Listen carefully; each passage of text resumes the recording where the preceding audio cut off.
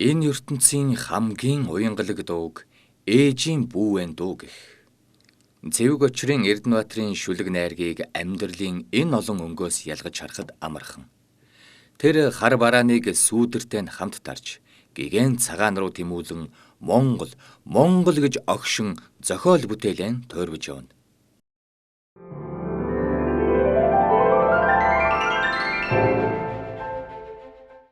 Яруу найраг бол хүнийг хүн болгодог гэж ярьдаг л да. Яагаад хүнийг хүн байлгах гэдэг юм бэ гэж манай үзэгчд асууж магадгүй. Тэр хүн байх гэдэг бол адгуусноос өөр байх нэр гэж. Адгуус гэдэг бол альва зүйлийг аль нэг амьтныг идчихэж амьдрал нь өөлж өлсөхгүй амьд явж чаддаг. Үүнээс өөр байхын тулд хүн бусдыг хайрлаж, бусдаар инрүүлж байх юм учиртай. Хүн тэр дундаа Монгол хүн байна гэдэг бол бусад дэлхийн 7 тэрбум хүнээс илүү өвөрмөц байх учиртай. Яагаад уу гэвэл бид бүхэн бол олон араатнуудын дунд байж байгаа талын чон. Талын чоныг талын чоноор нь байлгадаг зүйл бол энэ уран зохиол, энэ яруу найраг юм. Бас л буцаад яагаад гэх асуулт байгаа. Өнөөдөр Монгол яруу найрагчны нүүдэлчин сэтгэлгээтэй бичигддэг тэр яруу найрагчийн шүлгийг уншсан хүн би хинбэ гэдгийг нь тодорхойлж болно. Явуулан гэдэг найрагчийн би хаан төрөөвөө гэдэг шүлэг хөх манган нэнгэрийг эзэгнийхэн төрлөө би гэж хэлдэг. Тэгээ тэрний дараа уул цацгаан уулыг гээ явдаг. Тэрний дараа мөрөн голын усыг тэгээд онгон зинхэр талыг тэнхээ түлгийн дөрөг гэж ингэж явдаг. Энэ яагаад ингэсэн юм бэ гэдэг асуудал. Энэ санаанд үзвэл бүс.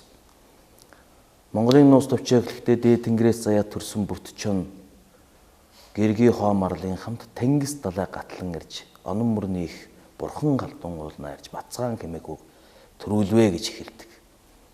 Яг үүн лугай адил Монголын 13 дугаар зууны үеийн түүхийг дэлхийн маш олон эрдэмтэд бичсэн байдаг. Харин аль ч номон дээр тэр эрдэмтэд тэнгэр заяат гэдгийг нь мартаж бичээгүй байдаг. Тийм учраас бид бүхэн Монгол хүн бол газрын татхуучин татуулж биеэн их химран онгод авьяасан тэнгэрийн татхуучин татуулж байдаг. Ийм өвөрмөц ард түмэн. Тийм ч учраас ойр авийнхаа жижиг буурай гүрнүүд улс орнуудыг өөртөө соёлоор нь хэлээр нь цусаар нь сэмээрхэн нэгтгэж байгаа энэ хоёр том гүрний дунд байж байгаа 3 сая хүрэхгүй энэ ард түмэн бусдаас өөр байхын тулд энэ талын чанараар байх хэрэгтэй. Тийм учраас энэ эхэл гэдэг үрийг ургуулж цэцэгдүүлж байдаг тэр нар хурн улсан, хөрсөн улсан энэ Монголын уран зохиолыг бид бүхэн тэргүүндээ залж гэмээр бид нар талынхаа чоноор байна. Эхэл маань үгүй бол энэ соёл үгүй бол. Соёл үгүй болохоор биднэрт бахархах зүйл байхгүй бол. Бахархах зүйлгүй ард түмэн цусаан үл гамна. Цусаан үл гамнсан ард түмэн газаргүй болно гэсэн үг. Улсын үндэс бол газар байдаг. Ухааны үндэс, хүн байхын үндэс бол энэ уран зохиол байдаг гэж би хувьдаа тэнэглэн боддог. Ер нь бол Монголын яруу найраг дэлхийн яруу найрагт яаж гарах вэ гэж хүмүүс асуудаг. Явуулан гэдэг хүн Монголын яруу найргийг дэлхийд гаргаж чадаагүй махад дорнд гаргаж чадсан. Ядаж бид нар дорнд яаж гарах вэ гэдэг асуудал байна. Гэтэл дэлхийн олон ард түмэн Монголын Улаанбаатарыг хэдэн одоо юу гэдгийг давхар байшин барьж юу. Гудамж нь яаж цэвэрхэн юм. Энэ ард түмэн iPhone гэдэг утсыг мэдж гин үгүй юу гэдгээр нь Монголыг сонирхдог. Монголыг энэ монголоор нь байлгаж байгаа энэ нүүдэлчин ах уйг нь түүнийг дагсан өвөрмөц сэтгэлгээ болох нүүдэлчин сэтгэлгээг нь сонирхождог. Тийм учраас яруу найргийн тод ирээдүй бол яа харахгүй нүүдэлчин сэтгэлгээ. Монголын яруу найрагч болгон энэ сэтгэлгээгээр бичих учиртай. Монголын нууц товчоог Дамжин Сүрэнгүй нэг тодорхойлсон байдаг. Юу гэж тодорхойлсон бэ гэхээр Монголын нууц товчоо бол халцгай сайр цөл дургасан ганц өндөр мод биш юм аа. Энэ бол их тайгийн дунд өндөр нам моддын дунд ургаж бусдаасаа өндөрт ургаж чадсан ийм царс мод юм гэж. Яг түүнтэй адилхан 13 дугаар зуунд түүхийн маш олон бүтээлүүд тойрогдсон боловч түүний хамгийн дээд өндөр ургасан царс буюу сод тойруулна Монголын нууц товчоо. Монголын нууц товчоог уншсан дэлхийн ард түмэн өнөөдрийн Улаанбаатарт болж байгаа хэргийн тухай бичсэн бестселлер цувралуудаас илүү сонирхдог. Тийм учраас энэ өвөрмөц сэтгэлгээг бид нар уран зохиолоор яруу найргаараа дамжуулж, хадгалж, өвлүүлж, сурталчилж байх учиртай юм. Өнөөдөр Монголд эх оронч хэрэггүй юм уу? Хүн шиг хүн хэрэггүй байгаа мó? Дунд сургуульд аль ч засгийн газар үеийн үед уран зохиолыг үзэн ядсаар ирсэн л дээ. 1998 онд 4 цаг ордог байсан уран зохиолын хичээлийг дундаа ингээд 2 цаг болгосон. 2009 онд Кембрижийн боловсрал олгох нэрээр 1-ээс 4-р ангид үздэг унших хүчиг гэдэг зүйлийг үгүй болгосон. Өнөөдөр нэршлийг нь хасж байгаа гэдэг нэрээр уран зохиолыг үгүй болгож 10-аас 12 дугаар ангид зөвхөн сонгох хичээлээр оруулах тухай өнөөдрийн боловсролын яам, өнөөдрийн төр засгийн эрхэм түшээд маань ингэж үзэж байлээ л дээ. Энийг бол манай Монголын зохиолчид, яруу найрагчид төдийгүй энэ эх оронж байхыг хүсдэг, хүн байхыг хүсдэг олон ард түмэн эсэргүүцэж байгаа. Гэхдээ энэ эсэргүүцлийг үл тоон өөрсдийнхөө сэтгэлгээг өөрснийхөө хийж бүтээ гэсэн бодлоо гүйцэлдүүлээд эхэлснийг би өчигдөр харсан. Энэ жилийн 9-р ангиас Монгол хэл уран зохиолын шалгалт авах тэр жишг тестэн дээр нэг ширхэг уран зохиолын асуулт байхгүй байна. Тэгэхээр энэ бол мэдээж энэ ажлаа эхэлчихжээ гэж ойлгож байгаа юм. Зарим улсуудад энэ Монгол улс өөрийнхөө монголоор байх, энэ Монгол улс өвөрмөц сэтгэлгээ нүүдэлчин ахгүй, энэ нүүдэлчин ахуйгаа дагсан энэ сэтгэлгээндээ хайртай байгаа тийм улсууд үзэн ядалтанд нь орсон юм шиг байна. Тэр ч утгаараа Америкаас мянганы сорилтын сан гэдэг нэрээр хэдэн төгрөг зүгээр авахын тулд 2020 он хүртэлх хөгжлийн цогц бодлого гэдэг номондоо 2020 он гэхэд Монголын төрийн албан хаагч нар төрийнхөө албыг англи хэлээр хөтлөнө гэдэг заалт байдаг тухай төдийгөө хэлсэн байсан. Энэ бол энэ санаагаа гүйцэлдүүлэх гэж явж байгаа Увайг улс төрчдийн бодлого болов уу гэж би ингэж бодож байгаа юм. Яагаад би яруу найраг ярьж явснаа гэдгэн улс төр рүү орчих вэ гэж хүмүүс гайх гэж мэднэ. Улс төр бол Монголын төр гэдэг бол ард түмнийхэн толгойг мэддэг. Үндэснийхэн аюулгүй байдлыг мэддэг. Ард түмнээ цаашаа яаж хөтлж явахаа мэддэг байх ёстой. Төрд иймэрхүү бусармаг улсууд шургалснаар өнөөдөр гудамжаар явж байгаа ард түмэн хүүхэд залуучууд нь эр эмийн мэддэхгүй энэ Монгол уу гэж танигдахын аргагүй болоод хэлж байгаа ярьж байгаа үг нь Монгол гэхэд Монгол биш, англи гэхэд англи биш, Солонгос гэхэд солонгос биш хэлээр ярьж эхэллээ тэгэлээ. Энэ бол төр засгийн ирээдүйн бодлогоо буруу харж байгаагийн том жишг болов уу гэж би бодож байгаа юм.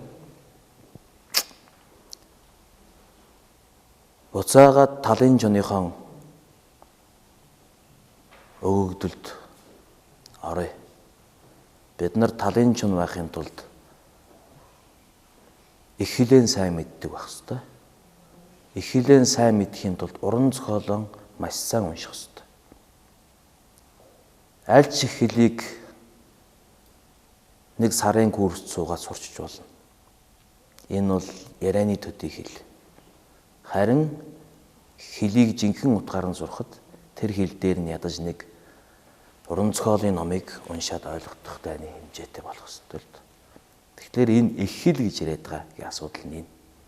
Бид нар харин ялхаасаа өөр хилийг бахархал болгоод өнөөдрийн монгол хэл чинь нэг хэрэгтэй зүйл биш вэ штэ гэд бодоод эхлэх юм бол энэ уран зохиолч нэг хэрэгтэй зүйл биш вэ штэ гэд бодоод эхлэх юм бол бидний үр хүүхэд хойч ирээдүй ямар хэл сурсан тэр хэлнийхээ шалтгаараа л сэтгэж эхэлнэ. Маш том үг биш үү? Та ямар хэлийг маш сайн мэдж байна? Яг л тэр хэлнийхээ хэмжээгээр л сэтгэнэ гэж. Та яаж ярьж байна? Таны сэтгэлгээний чинь дээд туйл тэр мөн гэж.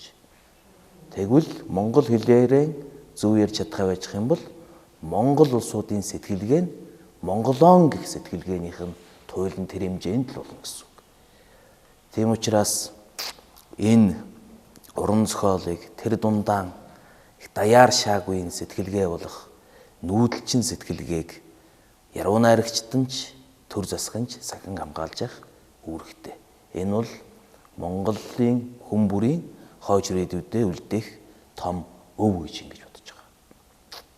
Шүлэг зохиолоороо дамжуулан төр түмэндээ хатуу хийгээд үнэн үгээл хүргэдэг зантай. Тиймдээ ч алсын гийчэнд эрхэлсэн амраг огтон яалтай, алтны эрэлчэнд өнгөчүүлсэн амин нутга яалтай гэж бичжээ. Тэгээ өнөөдөр энэ уран зохиолыг орхигдуулснаар энэ монгол бахархлыг орхигдуулснаар энэ монгол их хэлийг орхигдуулснаар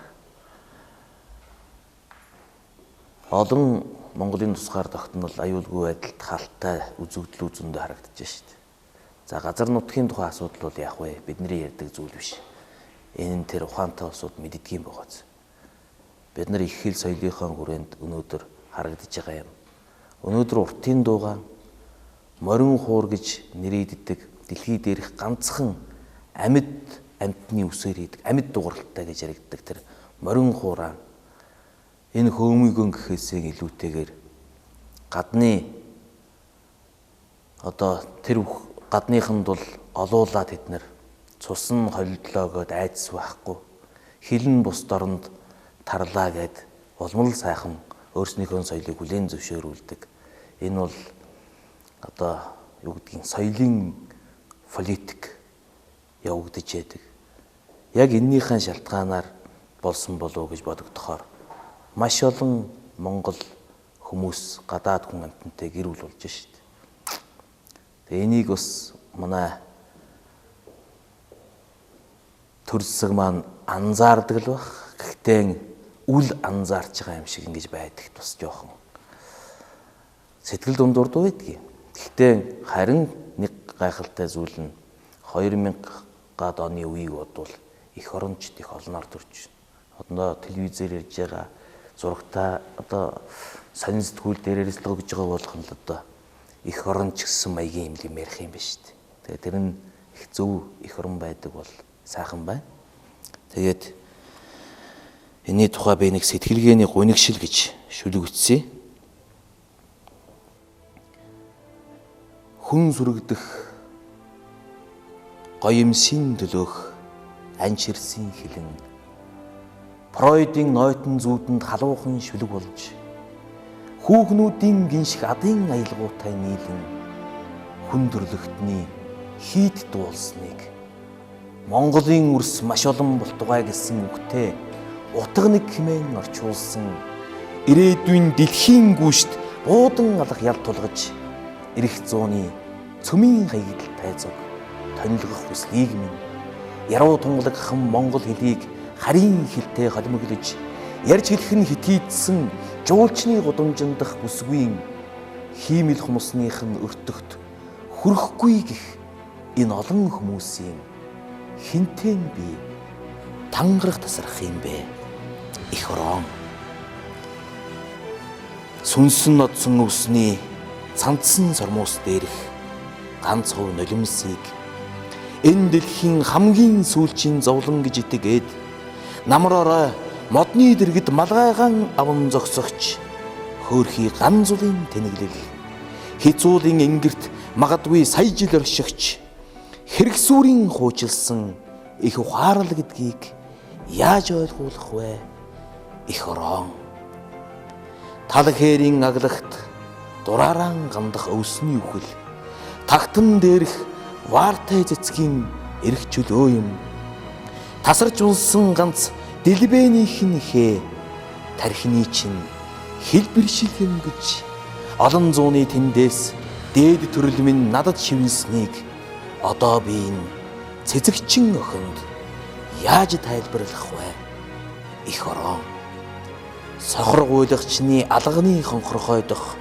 гордонгүй харц шиг нуугдсан сартай шин согтуул ибайгийн агсан тавих дарсны мухлагт исүүхээ гордуулсан татар хүн надад арх хундаглахад ерөөс огт таниагүй мэт дуустал нь хөнтөрч орхоод Монгол орон үрд манднаа гэж хэлээд түүнийг анд шигэн тэрч мориндон мөнөөхлийг сундлан мөрний зүг одохтоонч дайснан хүртэл ойлуулсан их оронч гэж байх дандаа тийм байгаарай гэж хашгирах хүслийг минь хэлсэн үг нь үлгэр болж хээнцэр даашинзан тоос болсон хуурамч усгийн төлөөх амиан хорлолт гэж гүтгэх хүмүүст худлаа удаж байгааг нь яаж тайлбарлах вэ их орон хангиных тэрэгнийн дуун чонтойн зүг гаслаж ирээд цагиргалсан дээдсийн өлгийн минь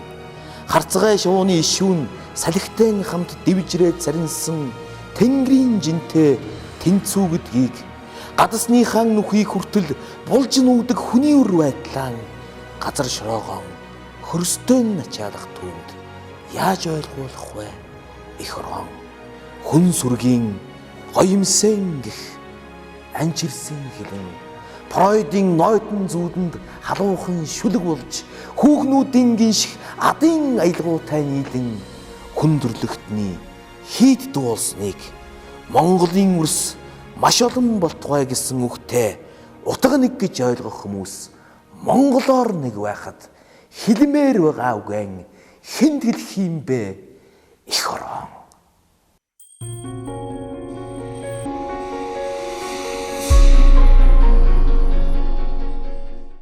амьдраад л байгаа. Энэ бол яг одоо Монгол минь бидний сонсогдож байгаа сонсоод цээлний чинь багталд би чинь Монгол хүн шүү дээ гэж амгшил төрж байгаа тэр дуун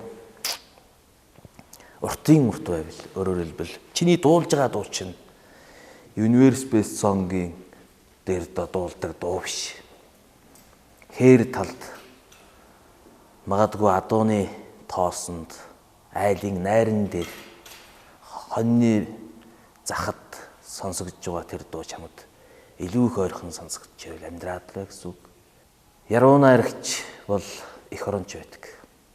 Эзэн Чингис хаан яруу найрагч байсан баг. Албын альжааваас альжаадгаа ахуй дүрмэн бүү алдартгаа гэж хэлсэн хүн яруу найрагч л байсан байж таараа. Ховлээд эзэн хаан яруу найрагч байсан. Тэр бол түүхэн дээр байж байгаа. Тогоон Төмөр хаан Их Яан гүрний хамгийн сүүлчийн хаан гэдэг Тогоон Төмөр хаан яруу найрагч байсан. Эднэрийг сүлд мандухай цэцэн яруу найрагч байсан. Цогтхон тааж яруу найрагч байсан. Өндөр гэгэн зан узар яруу найрагч хүн байсан. Их соён гэгээр үлгэж. Ардын хувьсгалын анхны долоо гэдэг бодоо яруу найрагч байсан. Үүнээс хойш төрсэн эх оронч, чойном, дашвалбар бүгд л яруу найрагч байсан. Лав өсрөн. Төрийн бас том зүтгэлтэн, нийгмийн том зүтгэлтэн хүн яруу найрагч. Тийм учраас энэ яруу найрагч нар эх орончд байдаг.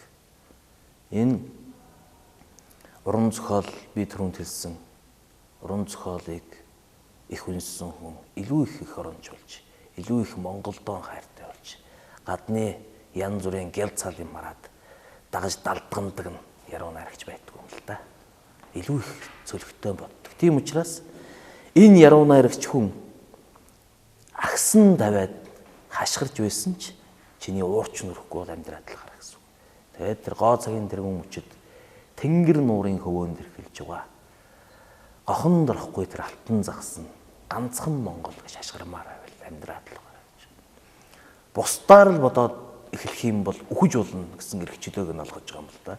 Энэ шүлгийн санаа бол.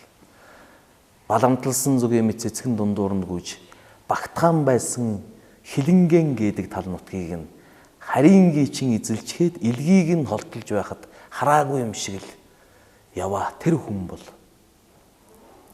үхэхэд болно гэсэн утгатай үг.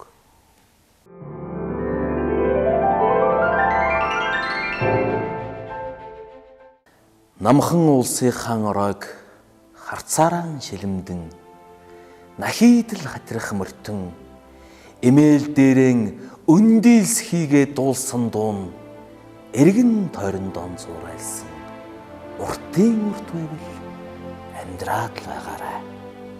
Хаа холоос нутагаан тэмцсэн хүлэг хавиргаан хэрдийтэлэг үйжил ирээд сайрт тойрныхон цангасан хөрсөнд санхын нулимс сан унагахад гам тайлэгдэж байвал амьдраад л байгаарай. Чивэлт цагийн дэлгэр найранд согтох учиргүй монгол хэлээр чинхүү яруу шүлэгч агсан тавьсан ч уурчин хүрхгүй бол амьдраад л байгаарай. Хит хол им бодол тэнгийн зэрэглэн бүртэл зөөд хэн нэгний нүдэнд болжмрын нулимс дүүрэн монгол минь үүрдэгээд далавчаан хумсанч морин салхин элбижил байвал амьдраад л байгаарай. Гоо цагийн тэргүүн мөчөд тэнгэр нуурын хөвөөнд ирэхлэх гохон дорохгүй алтан загсан ганцхан Монгол гэж хашгирмаар байвал амьдраад л байгаарай. Дууны яруу найргийн тухай нэг юм яриад хэрэггүй. Тэр жижиг. Өнөөдөр Монголын дуу их хөгжиж байна. Гэхдээ хөгжөхдөө их олонхоо дагж хөгжөөд байгаа юм л да. За 80, 90, 2000-аад оны үед маш сайн дуунууд зөндөө гарсан. Дашвалбарын шүлэг, шарав гэж төрийн шиглэг гэж бие зохиолчийн шүлэг, хүнээс аваагүй миний Монгол гэх гайхалтай сайхан дуу байдаг. Гэтэл тэрийг хүмүүс мэддэггүй шүү дээ. Өөр их тийм манайхны дунд ярьдаг да домдог гэдэг. Их тийм амархан тэгээд нэг бодох юм байхгүй хөнгөн за нэг дуучинч байна уу дуучин бишинч байна уу дуулчих болдог. Тийм дууг илүү их ард түмэн сонирхдаг болтой юм. Тэгээ яг хөө дуучин хүн өөрөө амьдарч байгаа учраас бас нэг олон түмэн дагаад л шогшроод л байдаг. Домдог хийсэн дууг дуулвал өөрийнх нь амьдрал хэрэгтэй байдаг юм шиг байна. Тийм учраас энд тэнд очихдоо дандаа тиймэрхүү дуунуудаа дуулдаг. Олон сайхан дуунууд бол Монгол бий. Тэр сайн дуунуудыг нь монголчууд юусэн мэддэггүй. Бид нар ямар дууг ард түмэн маань мэддэггүй гэхлээр FM радио, телевизээр мөнгөний нөгөөд өдөр шөнөгүй нүдсэн. Өөрөөр хэлбэл хүний тархи руу хүчээр хийж өгч байгаа. Тэр дуунуудаа илүү мэддэг юм л да. Тийм учраас 2-3 жилийн өмнөхөө дууны яруу найргийн хэлэлцүүлэг гэж төрийн хэлний зөвлөл зохион байгуулж тэн дээр бидний хэсэг нөхдийг бас энэ дууны яруу найраг юу болж байна гэж асуусан. Тэгээ би тэрэн дээр нэлээд олон дууны сайн муугийн тухай ярьж хэлээд төгсгөлд нь нэг үг хэлсэн байдгийг. Өнөөдрийн дуучин бол мөнгөнд нөө сайн гэдэгтэй биш, уран сайханлагтай биш. Мөнгөнд илүү их ойрхон бүтээгдэж байгаа дуунууд илүү их олонд хүрээд байгаа учраас одоо яруу найрагч ч байдгийм үү, тийм ээ? Нэг компани захирал, нэг том улс төрч, эсвэл нэг том наймаачин энэ төр л байдгийм л та. Тэгээ тэр нь нэг олигтой шүлэгтэй биш. Тэгээд нэг хөгжмийн зохиолчд мөнгөний нөгөөд нэг хөгжим зохиолгуулна. Тэгээд нэг сайхан одоо олон төмөнд сайхан гэж хэлэгдэх тийм дуучин юм да. Яг үнэндээ бол бас дуучныхаа авьяасын жин дээр тавиад үцгүүл чухамдаа хэн бол тийм маягтай дуучдаар дуулуулад их олон төмөнд Монголын үр садад хойч үед хүргэж байгаа. Тэр чинь бол Монгол дуу ийм тааруухан, ийм муу юм байдгийм байна штэ гэж үр хөвгүүд маань, хойч үе маань тэгж бодох байхгүй. Тийм учраас Монголын соёлын том үнгүйдэл бий болж байгаа. Энэ л хамгийн том аюул. Тэрнээс биш тэр дуучин нь хідэн хүн сонсоод тэрэнд хідэн төгрөг өгөөд амьдрал нь яаж сайжрах нь энд бол нэг сонирн биш. Хамгийн гол нь Монголын дуучин ийм одоо юу гэдгийг Gangnam Style-ыг дуулдаг дуучнаас тэр Их Британд дуулагддаг тэр дуучтаас тэр дуучдын дууг сонссон энэ олон манай энэ өнөөдрийн энэ хамгийн авиасын дутмагшилтай улсуудаар зохиогдож чигдсэн дууг хүчээр тархинд нь чихэнд нь аваачиж суулгаад өглөөр тэр баг хүүхэд бодох байхгүй. Тэр чинь хүн юм чинь, тархитай юм чинь өөрийн гэсэн урлагийг үзэх үнц нь биш шүү дээ. Гэтэл энэ миний Монголын чинь дуу чинь ийм өрөвдөлтэй юм байдгийм байна шүү дээ гэдэг соёлын үнгүйдэл, бахархлын үнгүйдлийг хойж үйдэн тээж байгаа. Энэ л хамгийн том аюул. Энийг цэгцлэх хэрэгтэй.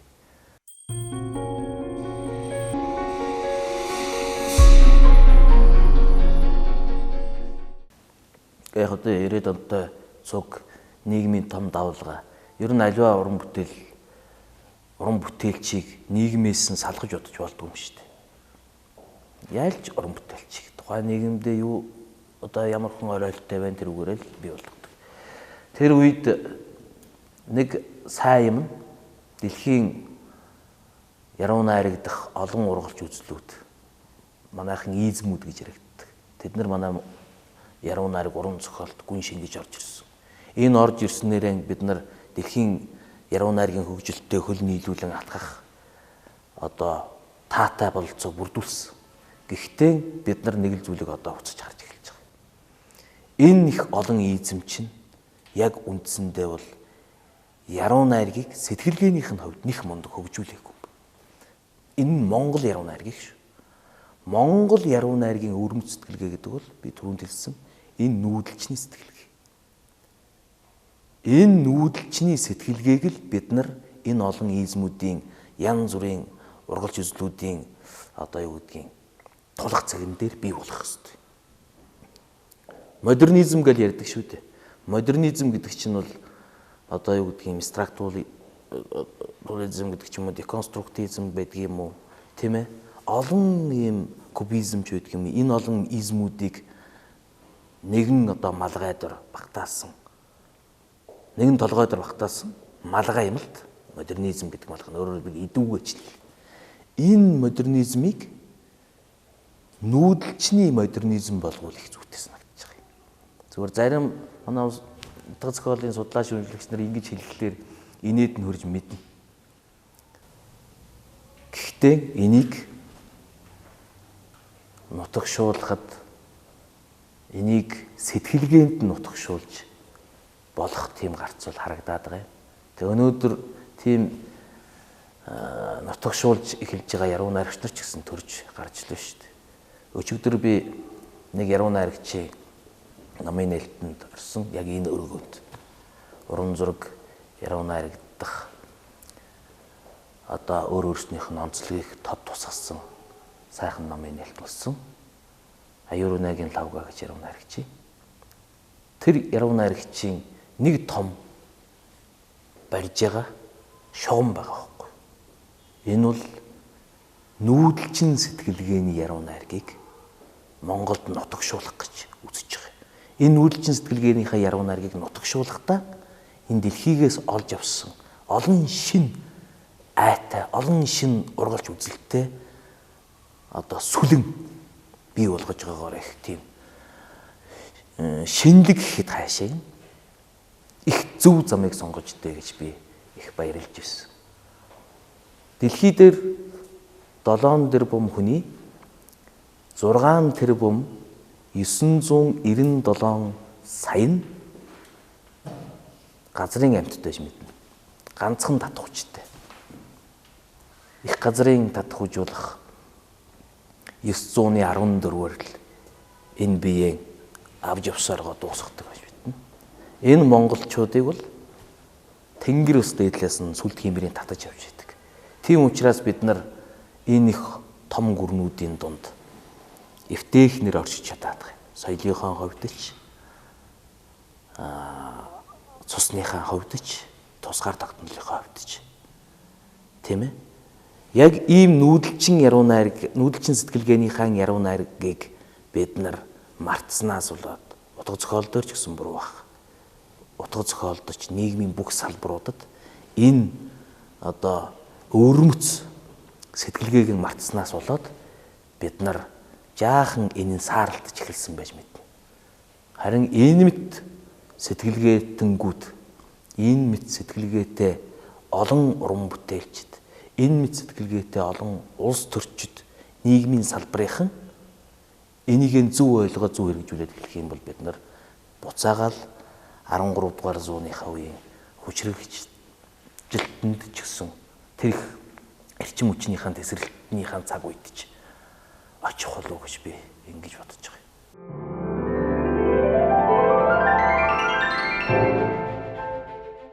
Энэ хэрэгс аржилсан хууль гэдэг чинь одоо Америкийн энэ хуулиас илүү сайн хууль байдгүй маа гэл тэрийг нь авчраад энэ даваачаас урагшчих юм бол Монгол хүний ахуй амьдралтай сэтгэлгээтэй тохирхоо болол нөгөө нэг одоо нэг яриад байгаа шоронгууд нь илүү олон барих болж эхэлнэ шүү дээ.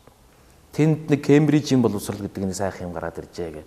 Тэгэнгүүт л энэ давчрал 6 настан гацсан ихлээр суулгахлаар л манайхан чинь бас биш болол эхэлж байгаа байхгүй. Уг нь 6-наас хүртэл цэцэрлэгт эвтэйх наан цаана юм үзээд болоод л байдаг гэсэн. Хамгийн наазахын малчин хүнд тэрнийх нь ядаж цаг хугацааных нь би сэтгэлгээнийх нь хувьд одоо яриаггүй шүү дээ. Ядаж цаг хугацааных нь хувьд гэтэл залуу гэр бүл 6 настай хүүхдтэй болдог сургууль цуух нас нь болцсон байдаг. Тэр нөгөө хөдөөгийн цэцэрлэг гэрээрээ хүмүүжүүлээд яваад болоод идэг гэсэн чинь болохоо байжгаа сургууль цуух хэрэгтэй байдаг. Тэгэнгүүт сумын төв рүү авгаан хүүхдээ аваад нэг гэр бүрээ суудаг. Нэг илүү гэрээ аваад ч юм уу том гэрээ аваад ч юм. Илүү гэртэй юм уу том гэртэй нөхөр нь энд адуу маллаад үлддэг. Ингээд нөгөө гэр бүлийн үнд зүйл ингээл байхгүй болдог ч юм уу. Энэ зөвхөн цагийнхаа хувьд л энд нүүдэлчний цаг гэж нэг юм байна шүү дээ. Тийм ээ. Ингээд бол таархаа аваад гэдэг. Ийм юмнуудыг бас энэ ухаантай улсууд бас бодож байгаас л гэж ингэж